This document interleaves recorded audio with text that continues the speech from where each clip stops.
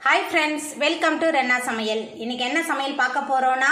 தஞ்சாவூர் பொரிச்ச குழம்பு தான் பார்க்க போறோம் முருங்கைக்காவை பயன்படுத்தி ரொம்ப அட்டகாசமா எளிமையான முறையில் இந்த முருங்கைக்காய் பொரிச்ச குழம்பை தஞ்சாவூர் ஸ்டைல்ல செய்யலாம்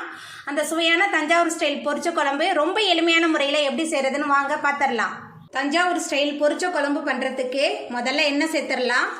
2 டேபிள் ஸ்பூன் எண்ணெய் சேர்க்கிறேன் எண்ணெய் சூடாகி வரட்டும் எண்ணெய் சூடாகி வந்துட்டு இதில் 1 டேபிள் ஸ்பூன் சோம்பு சேர்த்துக்கலாம்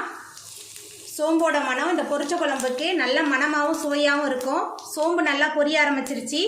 பொடியாக நறுக்குன 2 பெரிய வெங்காயம் சேர்த்துக்கலாம் பெரிய வெங்காயத்துக்கு பதிலாக நீங்கள் சின்ன வெங்காயம் கூட சேர்த்துக்கலாம் வெங்காயத்தை சேர்த்துட்டு நல்லா வதக்கலாம் வெங்காயம் நல்லா வதங்கி வரணும் நல்லா வதக்கிடலாம் வெங்காயம் நல்லா வதங்கி வந்துருச்சு இப்போ இதில் பொடியாக நறுக்குன 2 தக்காளி பழமும் கொஞ்சமாக கருவேப்பிலையும் சேர்த்துடலாம்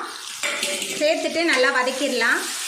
நம்ம சேர்த்த வெங்காயம் தக்காளி எல்லாமே நல்லா வதங்கி வரணும் எந்த அளவுக்கு நல்லா வதங்கி வருதோ வெங்காயம் தக்காளி அந்த அளவுக்கு சுவையாக இருக்கும் நம்மளோட பொரிச்ச குழம்பு நம்ம சேர்த்த வெங்காயமும் தக்காளியும் நல்லா வதங்கி வந்துருச்சு இப்போ இதில் 2 முருங்கைக்காவை நறுக்கி வச்சுருக்கேன் முருங்கைக்காய் சேர்த்துக்கலாம் முருங்கைக்காவை சேர்த்துட்டு இந்த எண்ணெயிலே கொஞ்சம் நேரத்துக்கு வதக்கிடலாம்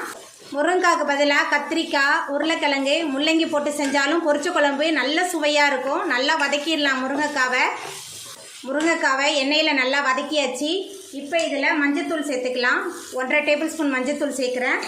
அதுக்கப்புறமா குழம்பு மிளகாய் தூள் 3 டேபிள் ஸ்பூன் சேர்க்குறேன்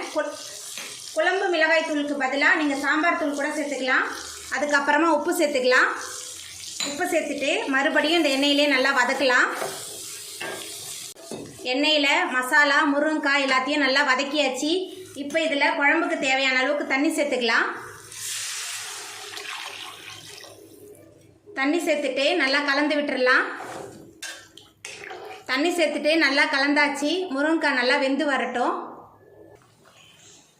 குழம்பு நல்லா கொதிச்சு முருங்கைக்காய்லாம் நல்லா வெந்து வந்துருச்சு இப்போ அரை மூடி தேங்காய் விழுது சேர்த்துடலாம் தேங்காய் விழுது சேர்த்துட்டு நல்லா கலந்து விட்டுடலாம் தேங்காய் சேர்த்து ரொம்ப கொதிக்க வேணாம் ஒரு கொதி வந்தால் போதும் தேங்காய் விழுது சேர்த்து ஒரு கொதி வர ஆரம்பிச்சிருச்சு இப்போ மேலால் கொஞ்சமாக கொத்தமல்லி தழை தூவிடலாம் கொத்தமல்லி தழை தூவிட்டு நம்ம அடுப்பு ஆஃப் பண்ணிடலாம் அவ்வளோதாங்க நம்மளோட சுவையான தஞ்சாவூர் ஸ்டைல் முருங்கைக்காய் பொரிச்ச குழம்பு ரொம்ப சூப்பராக ரெடி ஆகிட்டு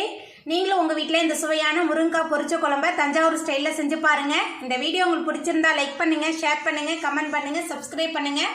அப்படியே பக்கத்தில் உள்ள பெல் பட்டனையும் கிளிக் பண்ணிடுங்க நன்றி